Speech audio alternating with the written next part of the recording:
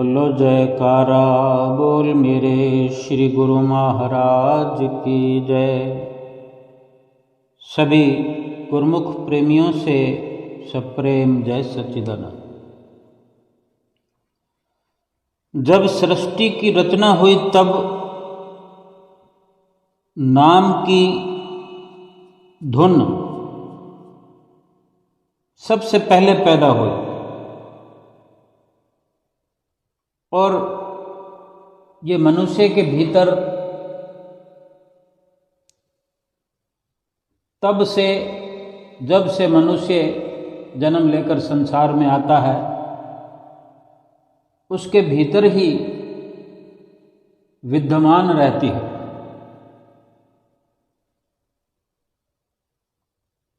नाम सब में समाया हुआ है और सब के सब उस नाम में समाये हुए हैं।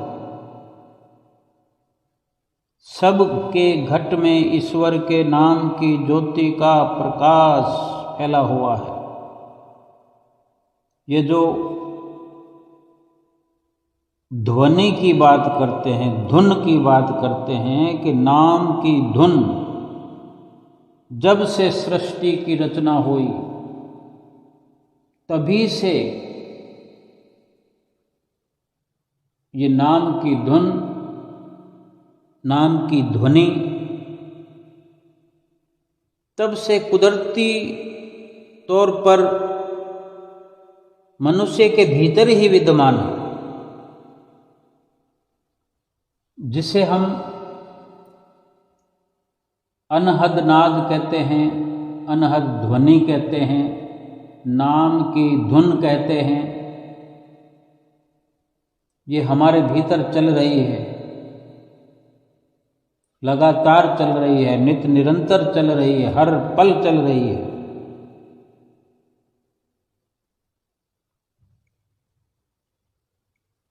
अगर हम इस धुन की पहचान करने के लिए, धुन को जानने के लिए, धुन को सुनने की ख्वाहिश तक जब हम पहुंचते हैं, हमारी जिज्ञासा जागृत होती है कि इस धुन को सुना जाए, इसको समझा जाए, इसकी गहराई में उतरा जाए। इस नाम की और नाम की धुन की बहुत बड़ी गहराई है। महापुरुषों ने जो ये भेद की बात बताई है, समझाया है, बताया है कि इस नाम के बारे में कहा है कि नाम सबके भीतर समाया हुआ है और सभी नाम के भीतर समाये हुए। नाम सबके भीतर है और नाम के भीतर ही सब के सब समाये हुए हैं। ये कितनी एक गहराई की जो मार्मिक बात है, ये सार गर्भित वचन है। एक बहुत बड़ी सच्चाई लिए हुए ये महापुरुषों के वचन हैं, जो केवल नाम की कमाई करने वाले, जिनको नाम का सुमरण करने की ललक है,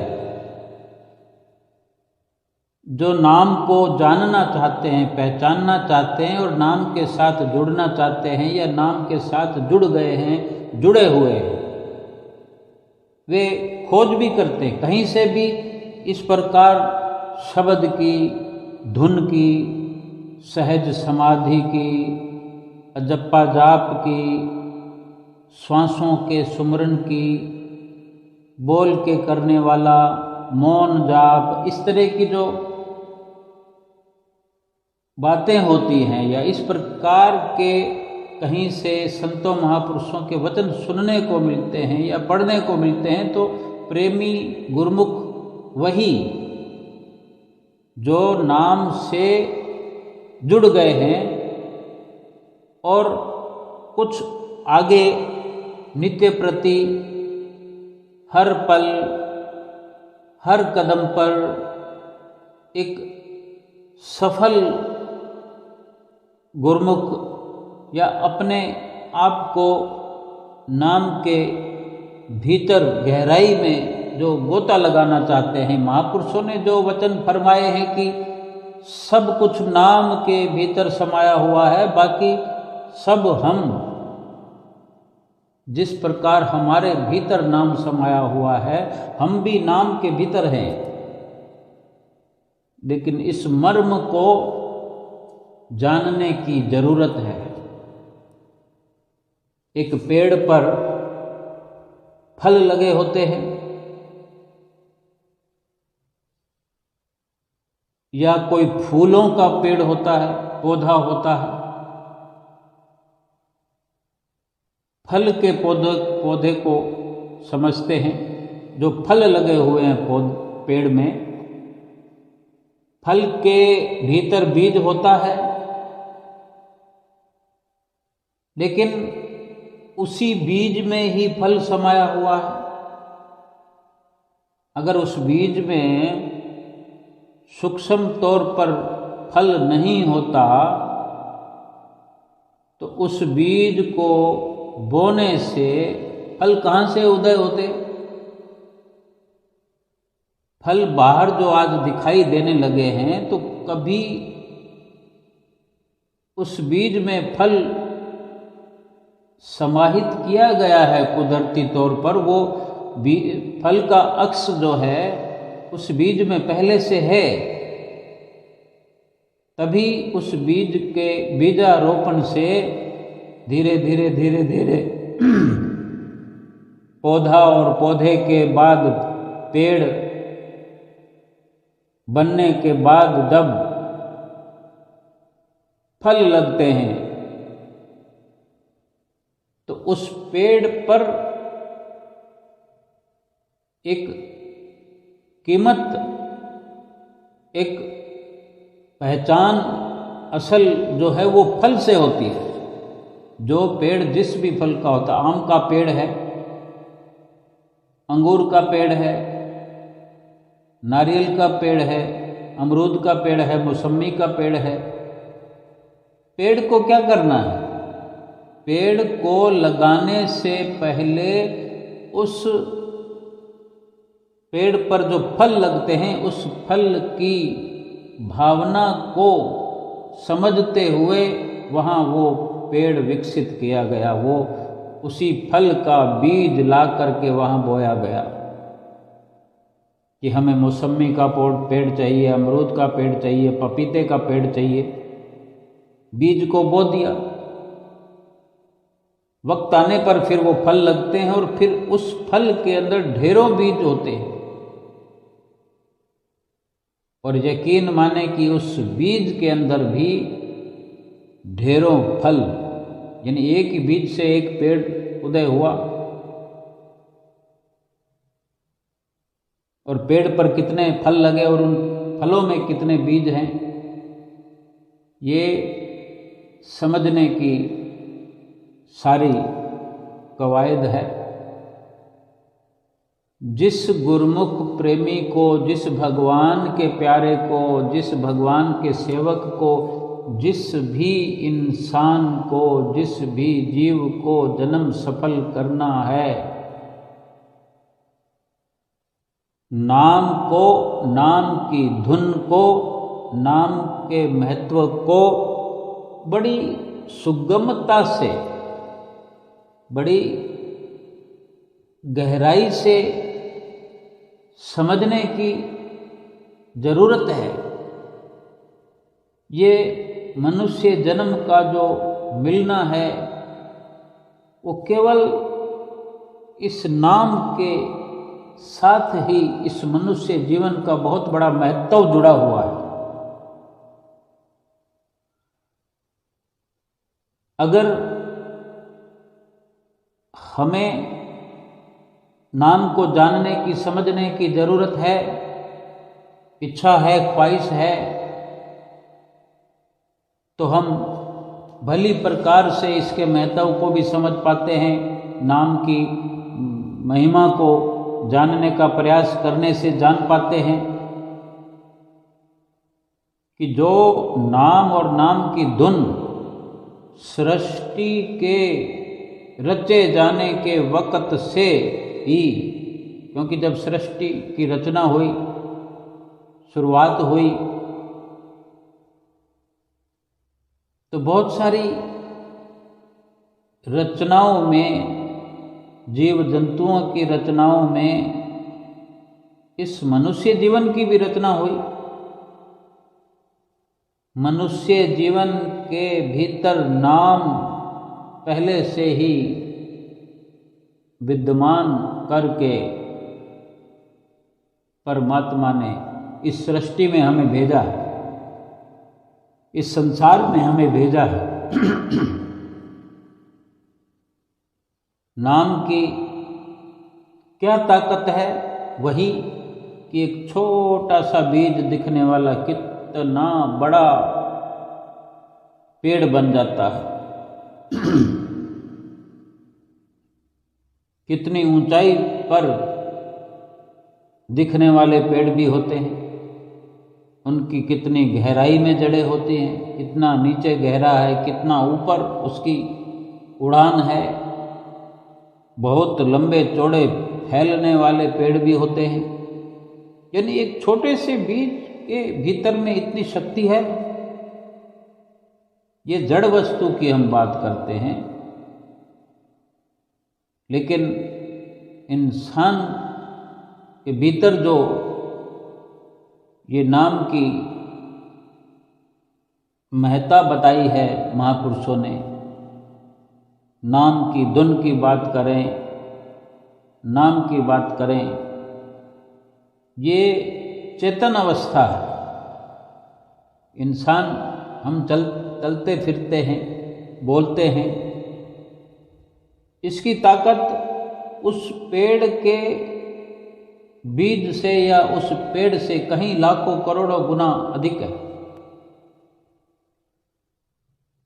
जड़ वस्तु भी श्वास लेती और छोड़ती है, उनकी भी सृष्टि होती है, उनका भी जीवन होता है। लेकिन जो चेतन अवस्था, ये नर तन, मनुष्य तन, ये जीव जो चेतन अवस्था में है, इसकी ताकत जो है करोड़ों गुना, अरबों गुना या बेअंत ताकत है।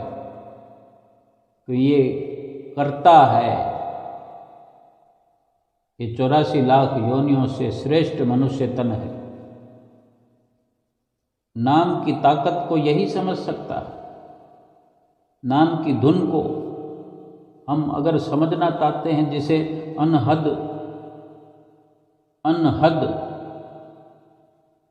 यानी इसका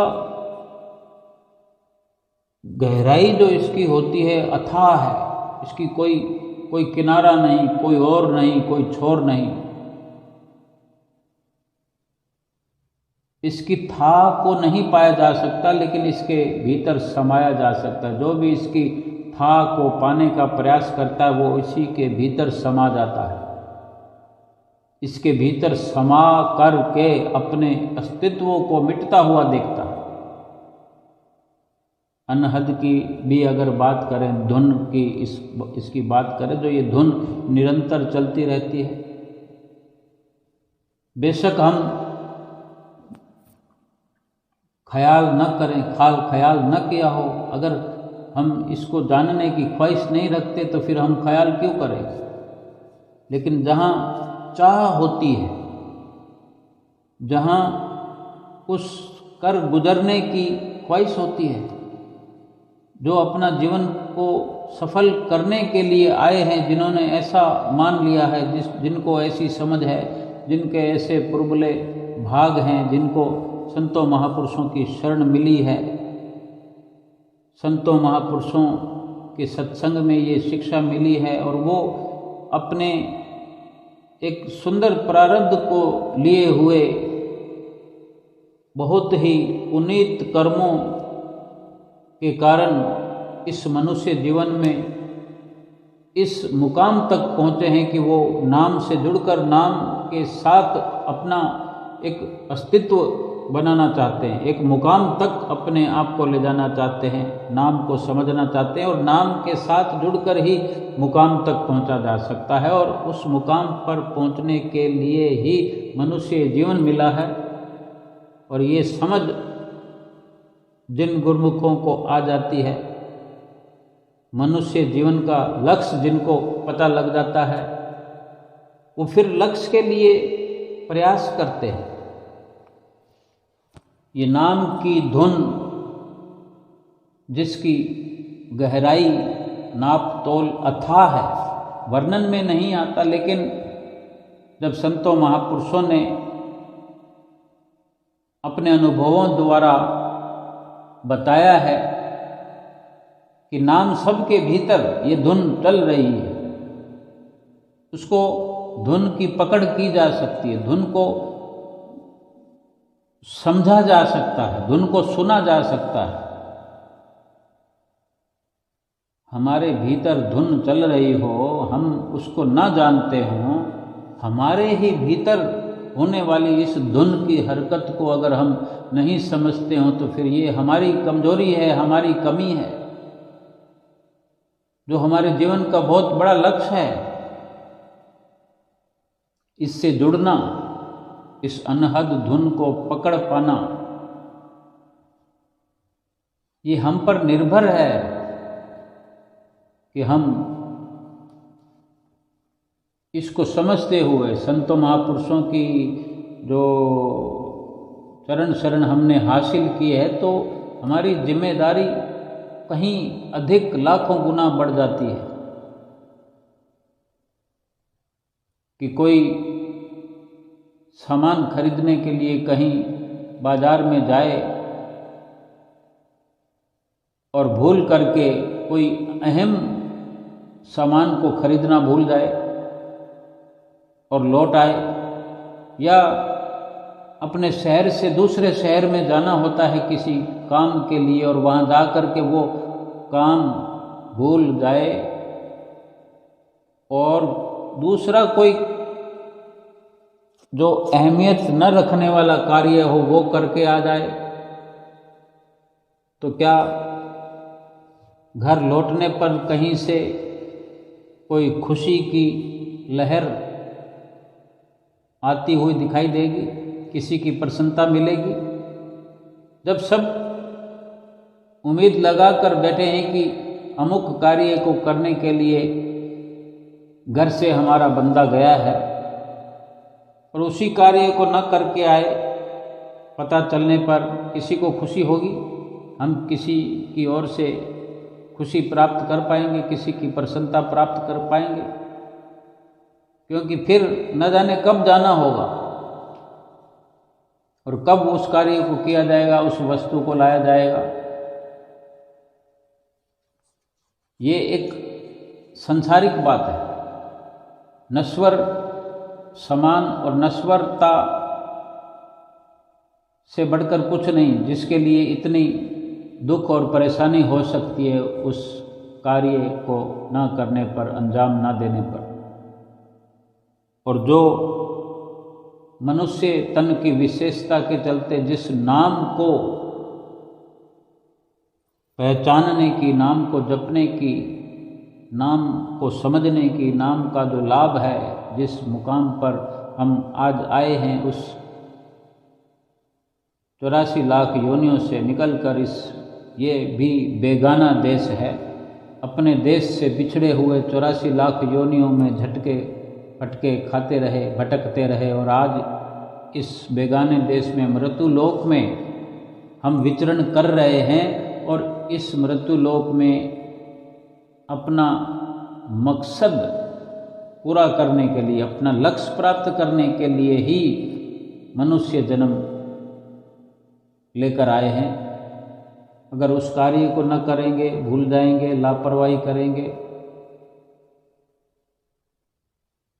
तो फिर ये एक शहर से दूसरे शहर जाने वाली बात नहीं है, जो आज नहीं तो फिर 2-4 महीने बाद फिर से किसी दूसरे शहर में जा कर के उस कार्य को कर लिया जाएगा। ये वो कार्य है कि फिर दोबारा मनुष्य जन्म मिलेगा नहीं, और मनुष्य जन्म के बिना ये कार्य हो सकता नहीं। इतनी बड़ी ताकत को लिए हुए जो नाम है और हमारे भीतर में चल रहा है, जिसकी धुन चल रही है, उसी धुन को हमने आज तक जाना नहीं, पहचाना नहीं, उस धुन को सुना नहीं। बाहर की आवाजें सुन रहे हैं, बाहर आवाजें सुना रहे हैं।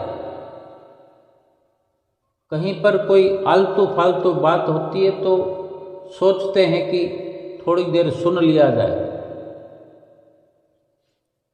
किसी पहचान वाले की कोई दूसरा व्यक्ति बात कर रहा होता है तो हम सोचते हैं कि ये फलां व्यक्ति के लिए कुछ कह रहा है तो मैं सुन लूँ, मुझे पता लग जाए, मुझे भेद ये होना चाहिए कि किसके बारे में क्या बात की जा रही है, उसके साथ ये हुआ, उसके साथ ये हुआ।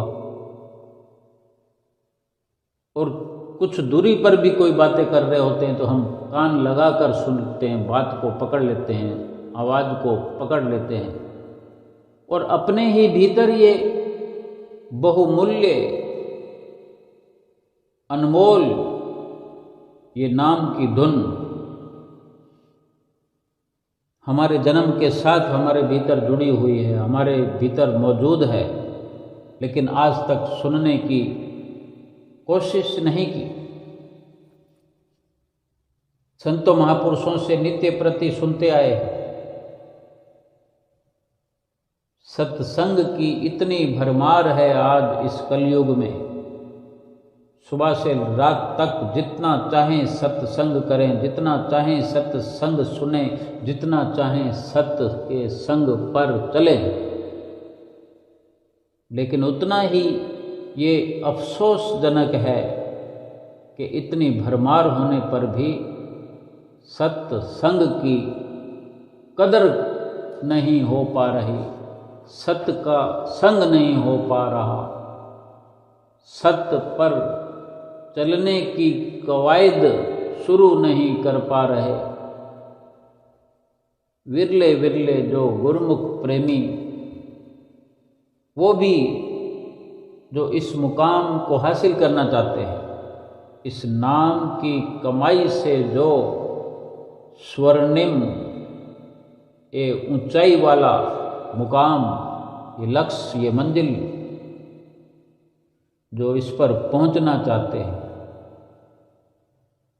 पूरा पूरा प्रयास वही गुरुमुख प्रेमी करते हैं जिन्हें ये पूरी तरह समझ में आ गई। वो जीवन का एक पल भी व्यर्थ नहीं गंवाना चाहते, और ये मुकाम हासिल भी तभी किया जा सकता है जब एक पल भी व्यर्थ न गंवाया जाए। पल पल करके जीवन व्यतीत हो जाता है, केवल हम गुरुमुख बने ही रह जाते हैं। लेकिन गुरुमुख बन करके गुरु के जो मुखार बिंद से वचन हैं उन पर अमल करके, उनकी आज्ञा पे चल के, उनकी आज्ञा को मान करके, आज्ञा को सिर पर धारण करके अगर नाम की कमाई नित्य प्रति हर पल प्रति पल नाम से जुड़ करके नाम की उस धुन के साथ संजोग बना के नाम की धुन की पहचान करते हुए, जिस प्रकार हमारे दिल की धड़कन लगातार धक धक करते हुए चल रही है, नाम की धुन भी दिल की धड़कनों के साथ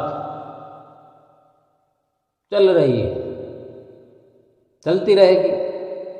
हमें लाभ तब होगा जब नाम की धुन को महसूस करेंगे, नाम की धुन के साथ जुड़ेंगे। जब भीतर में गोता लगाते हैं, सुमरन करते हैं, हम सभी गुरुमुख प्रेमी सुमरन करते हैं। जब बैठ करके ध्यान लगाते हैं, ध्यान लगाते हुए जब गहरा गोता लगाने का प्रयास करते हैं, आँखों को बंद करते हुए, भीतर की आँख को खोलने की कवायद, कानों को बंद करने की कवायद, मुंह को भी बंद करने की कवायद शुरू करते हैं।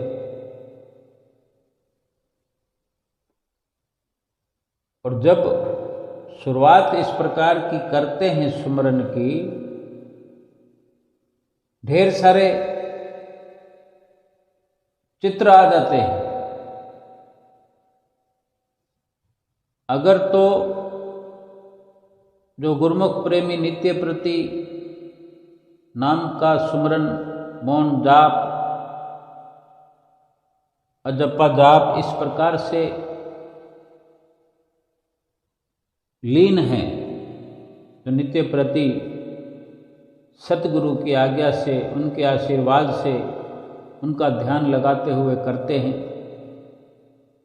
बहुत हद तक वो लाभ की अवस्था में हैं, लाभ की अवस्था में पहुंचते हैं, पहुंचते जाते हैं, आगे बढ़ते जाते हैं।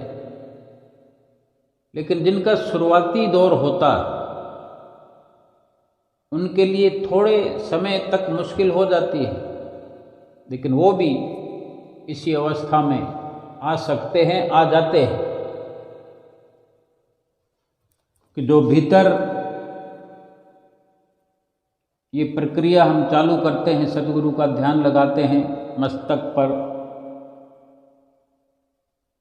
तिलक लगने वाली जगह पर जो भीतर की ओर अपने सतगुरु का ध्यान लगाते हुए, सतगुरु से फरियाद करते हुए, उनसे गुहार लगाते हुए कि आप यहाँ विराजमान होकर दर्शन देवें, जब इस गहराई में उतरते, बेशक कई प्रकार के चित्र जिनसे हम सुबह से शाम तक मिलते जुलते हैं, जिनके साथ रहते हैं, जिनके साथ व्यवहार करते हैं, जिनसे प्यार करते हैं, जिनसे तकरार करते हैं, जिनसे झगड़ा करते हैं, जिनसे गुस्सा करते हैं, जैसा भी व्यवहार करते हैं, संसार का व्यवहार चाहे मीठी बोली का हो, कड़वी बोली का हो, लेन देन में चाहे कैसा भी हो, किसी को चाहे हम दे रहे हैं, चाहे हम लाखों लोगों को अगर बिठाकर लंगर भी खिला रहे हों, वो भी चलचित्र उस वक़्त आएगा जब एकांत में बैठेंगे, जब खाली होंगे तो वो सब के सब आकर हमारे हृदय के अंदर भीतर इस प्रकार संसारिकता का, माया का रंग भरेंगे। जहाँ जहाँ भी हमारा पसारा होता है, हमारी सुरती जहाँ जहाँ भी जाती है, अगर हम बैठकर दिन में कहीं किसी अपने मिलने वाले को, रिश्तेदार को, अपने बच्चों को, अपने बड़ों को, जिनको भी, चाहे वो 1000 किलोमीटर, 2000 किलोमीटर, चाहे वो विदेश में रहते हों, उनको अगर हम दिन में याद करते हैं या रोज़ याद किया करते हैं, वो भी चित्र आ जाएंगे।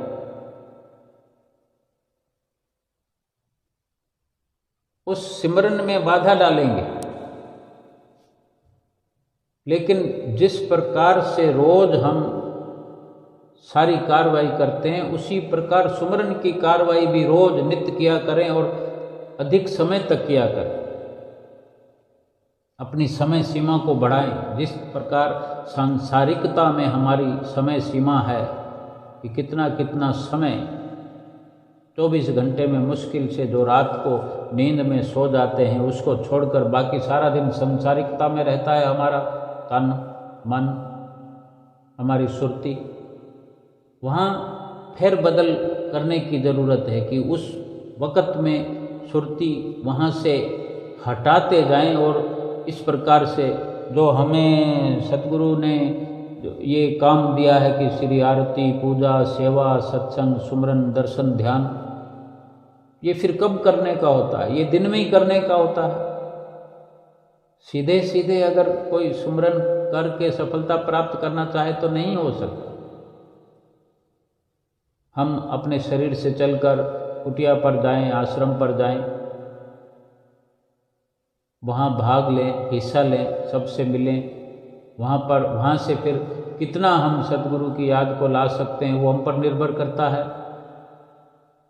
जितना भी लाते हैं वो गिनती में आएगा, जुड़ेगा। हमारा पहले वाली अवस्था से हमारी सुरती हट गई। वही समय जो केवल 100% माया में, संसार में रमता था, वही समय परिवर्तन करते हुए परमहंसों की चौखट पर, परमहंसों की शरण में बैठने का फिर आदी होने लगेगा।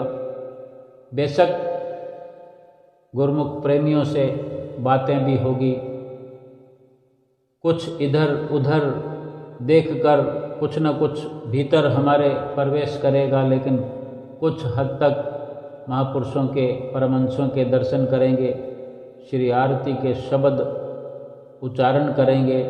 कभी ध्यान हमारा श्री आनंदपुर पहुंच जाएगा, श्री प्रयागधाम पहुंच जाएगा, हुजूर गुरु महाराज जी के चरणों में पहुंचेगा, उनके दर्शन दीदार की ओर पहुंचेगा। कुछ उनकी झलक बैठे बैठे आने लगेगी।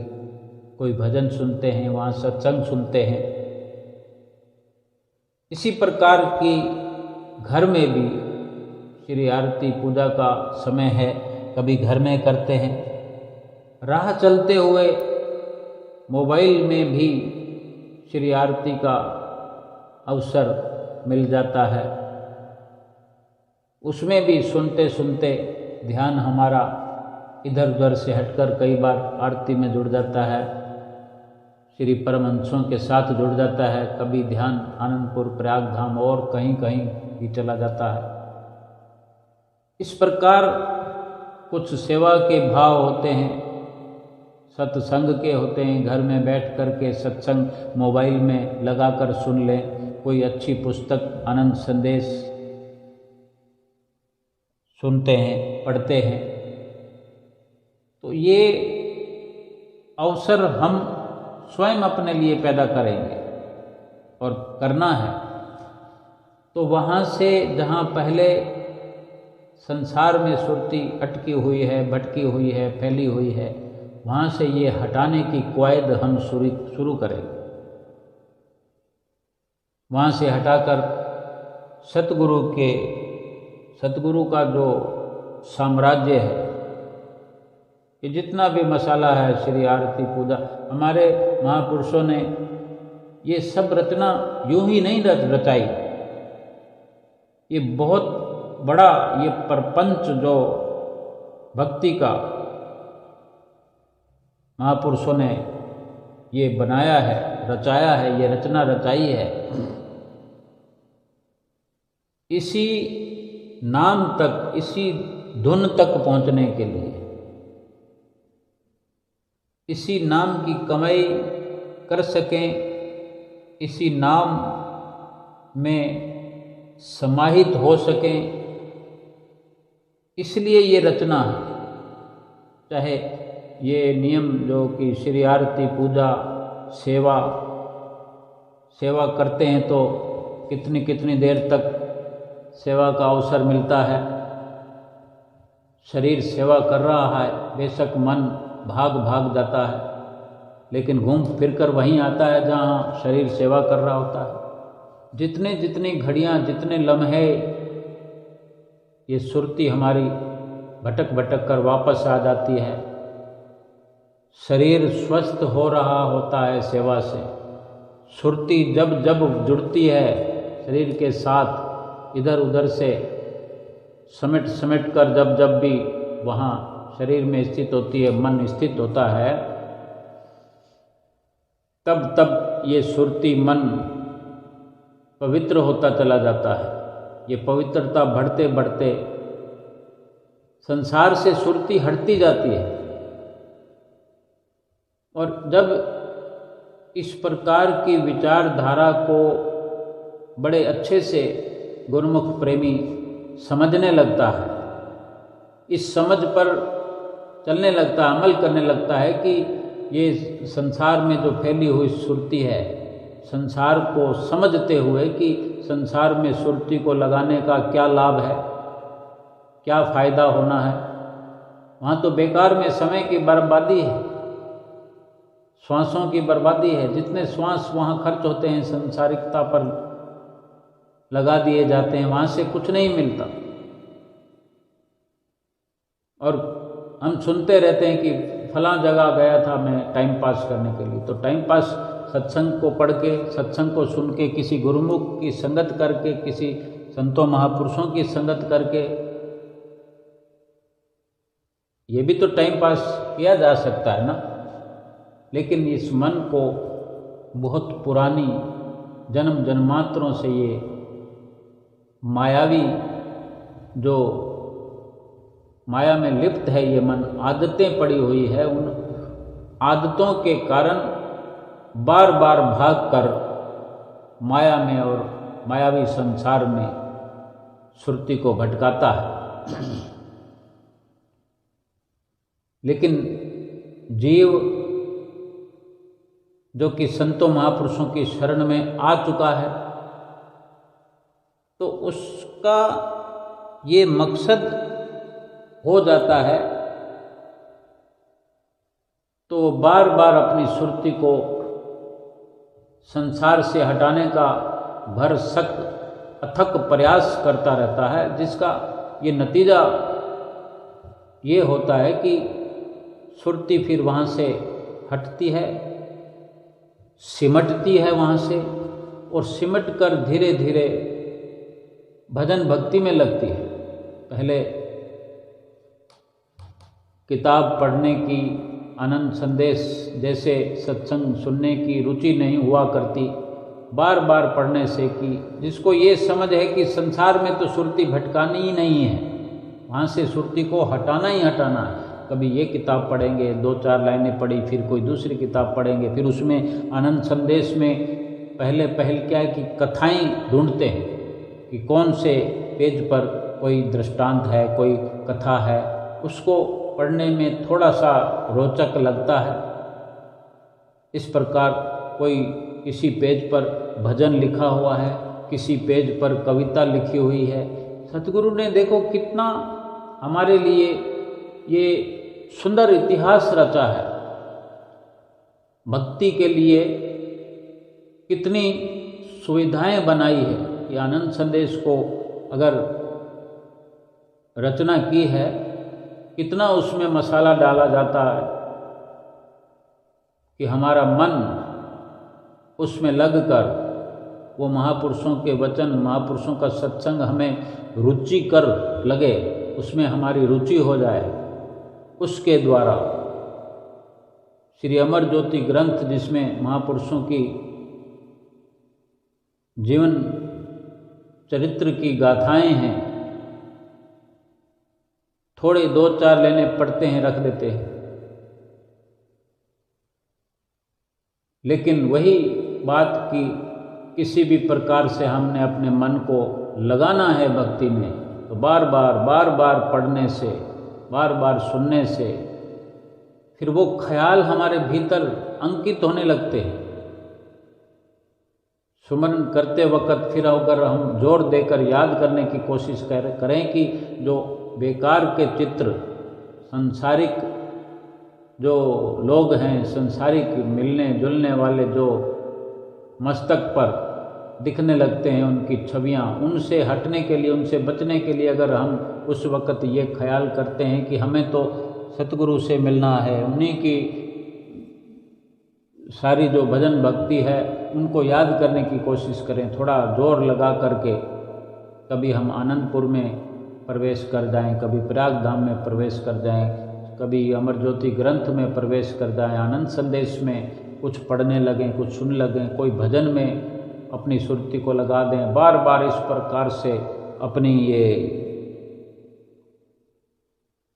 प्रयास अपना ये करते हुए, इस प्रकार से अपने उस वक़्त को जिसमें हम सुमरन कर रहे हैं उसको सफल करने की इस प्रकार से कोशिश करेंगे। धीरे धीरे तब तक क्या है कि उस सुमरन का जो प्रभाव है वो दिखना शुरू हो जाता है, वो महसूस होना शुरू हो जाता है कि उसमें क्या प्रभाव है। वो देखते ही देखते फिर जो मन पवित्र होने लगता है, फिर वो संसार की कामना करना बंद कर देता है। संसार की सुंदरता पर जो मर मिटता था वो संसार की सुंदरता को कुछ भी नहीं समझता, तुच्छ समझने लगता है। ये संसार असार है, झूठा है, मिथ्या है। इस प्रकार से भीतर विचार परिपक्व होने लगते हैं और फिर सुरती धीरे धीरे पवित्र होकर सुमरन में लगने लगती है। और इस प्रकार जब सुमरन की गहराई में जब सुरती जुड़ती है, ये जीव जब सुमरन की गहराई में उतरने की कोशिश करता है या धुन को सुनने की जब अथक कोशिश करता है, तो एकदम से ऐसा लगता है कि चारों तरफ जब वो धुन की पकड़ हो जाए, पहले कुछ भी नहीं होता, लेकिन धीरे धीरे उस अंधेरे को चीरते हुए, अंधेरे के अंदर एक रास्ता बनाते हुए बहुत ज़्यादा वैराग, तीव्र वैराग हो जाता है। और बार बार सतगुरु से प्रार्थना करते हुए, बार बार उनके आशीर्वाद की चाहना करते हुए, बार बार उनसे गुहार लगाते हुए, उनको बार बार याद करते हुए कि सतगुरु जी आओ, मेरे मस्तक पर अपने सिंहासन पर विराजमान हो, मैं आपको देखना चाहता हूँ, मैं आपकी चरण शरण में बैठना चाहता हूँ, मेरे भीतर प्रकट हो जाओ। बार बार ऐसा करने से फिर वो अवसर भी आते हैं कि भले ही सतगुरु के दर्शन दीदार करने में कुछ और समय लगता है, कुछ और समय लगता है, जितना भी समय लगना हो लगे, लेकिन उसके बीच में जो कम से कम अंधेरा है वो अच्छे से दिख पड़े। उस अंधेरे में भी जो ये दूसरे जिनसे संसार में हमारी मुलाकातें होती हैं, हमारा मिलन होता है, जिनसे बातचीत होती है, ये सब दिखते हैं, ये गलत है, ये सब हट जाएं, फिर केवल अंधेरा दिखने लगे, ये सफलता है। जिसको मुकम्मल अंधेरा दिखता है, अंधेरे के बाद फिर प्रकाश की भी उम्मीद जग जाती है, फिर उस धुन को सुनने की भी उम्मीद जगने लगती है। जब संसारिक आवाज़ें बंद हो जाती हैं, संसारिक आवाज़ों से सुरती हट जाती है, कहीं कोई आवाज़ें आ भी रही होती है तो वहाँ से सुरती जब हट जाती है, वहाँ पर सुरती का जो फैलाव है वहाँ से दिलचस्पी हट जाती है। यानी सभी प्रकार से बाहरी प्रपंच समाप्त हो जाता है और फिर भीतरी जो रचना है प्रभु परमेश्वर की, उसमें सुरती जब लगने लगती है, लग जाती है, तो फिर अंधेरे में प्रकाश, उस सन्नाटे में जो वो धुन निकलती है, जो धुन निकलती हुई सुनाई देती है, उसमें जब सुरती जुड़ती है, फिर हर प्रकार से उस सब वातावरण जो भीतर का है, जो नाम का पसारा है, नाम की धुन है, जो एक पूर्ण तौर पर जिसका फैलाव है, जिसका विस्तार है, उसी में जीव अपने आप को भूलता हुआ, अपने आप को कहीं पीछे छोड़ता हुआ, उसी के साथ उसका मिलाप होने लगता है। अपने आप की खबर तक भी नहीं रहती, अपने आप को विलीन कर देता है उस धुन में, नाम की धुन में। महापुरुषों ने जो फरमाया कि सबके भीतर नाम समाया हुआ है और सब के सब उस नाम में समाये हुए हैं। जब इस प्रकार की स्थिति आती है, नाम से इतना प्यार होता है, नाम से इतनी लगन लगती है, नाम ही सर्वोपरि हो जाता है हमारे लिए। नाम का केवल और केवल नाम की ही चाहना रह जाती है। और जब इस प्रकार सुरती अंतर्मुखी होकर गहराई में उतरती है, मन जब इस प्रकार से गोता लगाता है नाम के लिए, ऐसी कोशिश जीव करता है, तो नाम के भीतर उतरते उतरते जो जिसका अथाह गहरा, उसकी जो गहराई है, उसमें उतरते हुए ये बाहरी प्रपंच, बाहरी संसार, माया, ये सब कुछ कहीं दूर होते हुए केवल और केवल सुरती अंतर्मुखी होकर रह जाती है। फिर बाहरी संसार में कुछ भी अच्छा नहीं लगता। ये वही मन जो संसार में आठों पहर रमता था, ये मन फिर संसार से नहीं मिलना चाहता, नहीं जुड़ना चाहता, संसार को चाहना बंद कर देता है। संसार की इच्छाएं, कामनाएं धीरे धीरे धीरे धीरे समाप्त होती जाती है। ये वही जो संतों महापुरुषों ने फरमा दिया कि जब से सृष्टि बनी है तब से ही ईश्वर ने, कुदरत ने सबसे पहले मनुष्य के भीतर ये नाम की धुन को मौजूद कर दिया। और जिस वक़्त इसकी महत्ता की समझ आती है, उम्र के, आयु के जिस भी पड़ाव पर ये समझ आती है या इसकी महिमा को प्राप्त करने में सफल होते हैं, इसके आनंद को पाने में सफल होते हैं सही मायने में, उस दिन जीव का असली जन्म होता है। उस दिन ये जन्म सफल भी हो जाता है, सफल होने लगता है और सफल हो जाता है।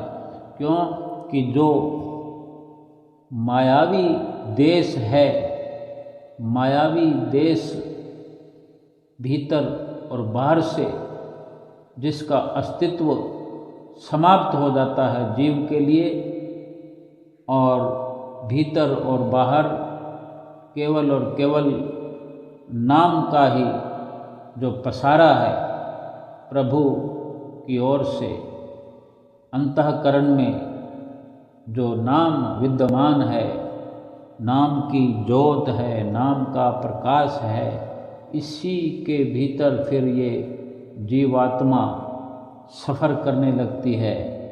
और इसी में जो परमात्मा का सिंहासन है, परमात्मा जो विराजमान है भीतर में, फिर ये माया रूपी सारी दीवारें, माया की सारी रचना जब समाप्त हो जाती है, मायावी आवरण जो आत्मा और परमात्मा के बीच में रुकावट पैदा करने वाले हैं, ये सब रुकावटें समाप्त हो जाती हैं, तो फिर आत्मा और परमात्मा एक हो जाते हैं। एक दूसरे में एक दूसरे का विलय हो जाता है, विलीन हो जाती है ये आत्मा। फिर ये कहना कि आत्मा परमात्मा में विलीन हो गई या परमात्मा आत्मा में विलीन हुआ, ये दोनों ओर से जैसे समुद्र में एक बाल्टी पानी डाल दी जाए, अब उसकी क्या परिभाषा है कि पानी समुद्र में मिल गया या समुद्र बाल्टी में मिल गया, बाल्टी वाला पानी समुद्र में मिला कि समुद्र वाला पानी बाल्टी में मिला। दोनों अविनाशी हैं, आत्मा और परमात्मा। आत्मा जो है अंश है, परमात्मा का हिस्सा है। अब आत्मा अगर नहीं मिल पा रही, परमात्मा से एकाकार नहीं हो पा रही, तो ये मायावी जो लिप्तता रही है, मायावी जो मैल, मायावी जो पापों की मैल इस पर चढ़ी हुई, जिसके कारण जो इसकी चेतन सत्ता है वो कहीं लुप्त हुई और फिर इस प्रकार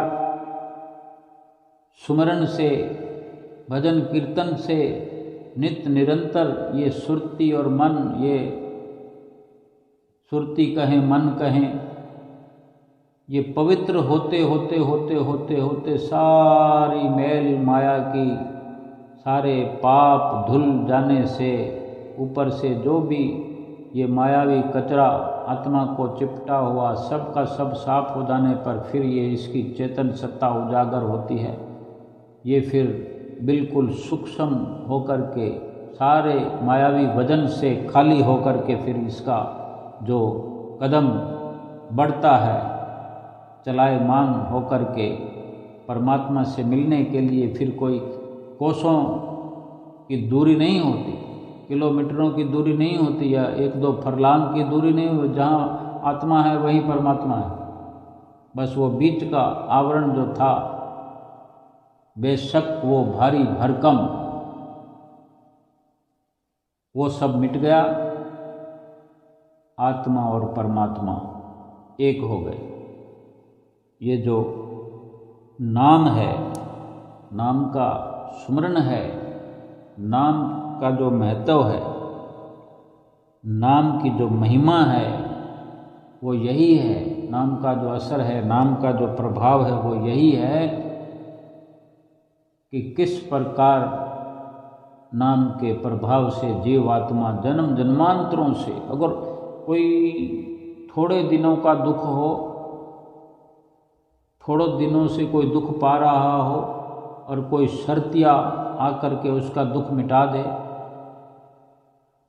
तो उसको चमत्कार माना जाता है, बहुत बड़ा कार्य माना जाता है कि जीवन में बहुत सुखद घड़ी आ गई है, इतना बड़ा चमत्कार हो गया, इतनी बड़ी तब्दीली हो गई, बदलाव हो गया। और फिर 84 लाख योनियों से जो जीवात्मा दुखी है, परेशान है, उसका अगर सभी दुखों का सफाया हो जाए और वो अपने निज घर पहुंच जाए, सारे दुखों के बंधन उसके छूट जाएं, दुखों के बादल छट जाएं और अपने असली घर में पहुंच जाए, तो ये कितना बड़ा चमत्कार होगा, वर्णन नहीं कर सकते। ये कितना बड़ा चमत्कार है, कितना बड़ा बदलाव है। ये नाम का असर है, ये नाम का प्रभाव है। जो इतना प्रभाव इस नाम का है, इस धुन का है, अनहद धुन का जो इतना असर है, इतना लाभ है,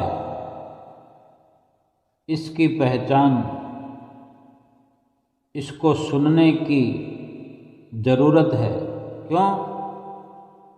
कि फिर सतगुरु का साथ है, सतगुरु की चरण शरण को अपनाया है। सतगुरु जो स्वयं जानते हैं, और ये जो धुन है एक प्रकार से, जो ये नाम है, जो नाम की रचना है, नाम का जो प्रभाव है, नाम का जो लाभ है, ये एक असल में अपने भीतर ही भीतर ये एक बहुत बड़ा खजाना है। लेकिन हमें पता नहीं है, तभी तो पता नहीं लगा पाते, तभी नहीं समझ पाते कि धुन क्या होती है, अजपा जाप क्या होता है, अनहद क्या होता है। इसलिए जिनको जन्म सफल करना होता है, जिनको अपनी आत्मा का परमात्मा से एकाकार करना होता है, वे भली भांति अपने सतगुरु से नाम की बख्शिश लेने के नाम की बख्शिश होने के बाद से ही शुरुआत करते रहते हैं। सतगुरु की भी कृपा लगातार जीवों पर, गुरुमुख प्रेमियों पर होती रहती है। वचन भी सुनाते रहते हैं कि केवल केवल नाम ही, नाम की कमाई ही जीवन की सफलता है, नाम को जपना है। ऐसे ही रोज नहीं वचन फरमाते कि 2 घंटे वचन स्मरण करो, ज़रूरत है इसलिए वचन फरमाते हैं। तो हर गुरुमुख का, हम सभी गुरुमुखों का ये फर्ज बनता है, कर्तव्य बनता है कि भगवान की सृष्टि में जो हमें इतना सुंदर मनुष्य शरीर मिला है, हमने प्राप्त किया है, इसकी जो ज़रूरत हमें पड़ी कि मनुष्य शरीर हमें दिया जाए, प्रभु परमेश्वर ने दया करके हमें ये मानुष तन बख्शा है। इसलिए बख्शा है कि जीवात्मा पड़ी चिरकाल से धक्के खा रही 84 लाख योनियों में, इसे हमेशा के लिए 84 लाख योनियों की कैद से छुड़ा करके इसे अपने निज घर में, इस असली घर में जो परमात्मा का धाम है, वहाँ पहुँचाना और अपने जीवन को सफल बनाना और महापुरुषों की प्रसन्नता प्राप्त करना। बोलो जयकारा बोल मेरे श्री गुरु महाराज की जय।